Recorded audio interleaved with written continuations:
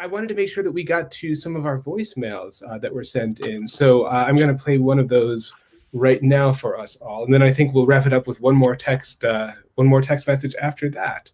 So here's a call that came in just 2 days ago. Hi. So I don't know if this is a weird question or not, but all in all, I'd say that my sex life is really quite good, and my partner is very enthusiastic, which is wonderful. But they keep doing what I can only describe as sex moves found in porn. And as much as I like their desire to try new things and be energetic, it just doesn't really work for me because some of the things are just a bit over the top. So what is the best way to communicate to my partner that I don't want them taking their sex advice from Pornhub? So if you can answer that, that'd be great. Thank you, and that would help a lot. Bye. All right. So great question. any thoughts on that from anybody in the panel? Stella has her hand raised. Well, I think what I'm hearing there is it sounds like part of the problem is not where the ideas are coming from, but maybe that he is getting surprised by them in the middle of sex, which when we're talking about talking, I think it is not a great plan to surprise somebody with new kinds of sex without talking about it first. I think porn can be a great place to get fantasy ideas. But it is, it is fantasy. It's not sex ed. I think maybe what's missing here is conversations. And like this notion that something is over the top also then suggests, like we've been saying all night, like, well, then there are certain right kinds of sex to have, and whatever this other thing is outside of that right kind. So yeah, I think maybe they just need to sit down and talk about what do each of them desire? What are the turn-ons? What kinds of sex do they want to be having? What are they getting out of it? For the partner who's trying the porn sex moves, are they trying to maximize pleasure? Or do they think that's what they're supposed to do? It just sounds like there's a really long kind of heart-to-heart to happen there. Stella, you have a really good link, I think you probably still do, for a yes, no, maybe list. Oh, mm-hmm. Could you maybe explain what that is? I found that to be really awesome and helpful, and am due to do another one because it changes.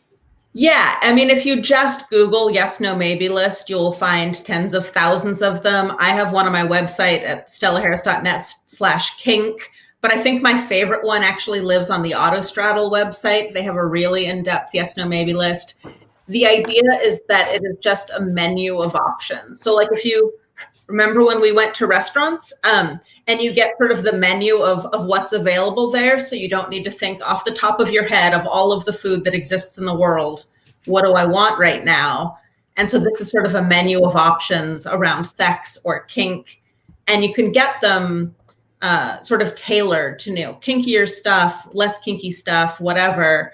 But if you and your partner both fill those out, you can get online ones that you can fill out, and then you can compare your answers. And it is not the end of the conversation; it's the beginning of the conversation. So if you both, ticked a box for spanking, then you get to sit down and talk about, like, what do you mean by spanking, and how hard, and in what context, and in what position, and how do you want to feel when we're doing that? But if you're a giant nerd like me, having the paperwork and the homework and taking notes, but it can help to start the conversation. Again, if it is from this sort of outside place, it can feel less intimidating than saying, like, gosh, I've been fantasizing about this thing forever. Can we try it? Instead, it's like, oh, I saw this thing online, which is also one of the reasons we get ideas from porn. It's often like also just the only sex we have access to. I mean, some of us like get to watch our friends have sex, which is super. Again, not recently, but like in theory. But otherwise, porn is really kind of one of the only ways we get to see how people have sex.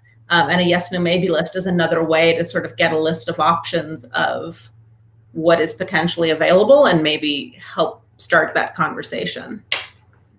That's a great recommendation. I have to say that is one of my favorite ways of having yes, no, maybe described. So, yay. I'm going to, taking a cue from Reva's suggestions, I'm going to also put a link to the Autostraddle yes, no, maybe lists, as well as the one on your website, Stella, in the video description. So check for that a day or two after the live stream has been posted. I would also suggest to that person calling in, if they do choose to have a conversation or do a yes, no, maybe, to do it with enough time between sexing and not just spring it on the person when it's about to happen. Like give it a day or two and have a conversation outside of the bedroom. I think that helps alleviate some pressure as well.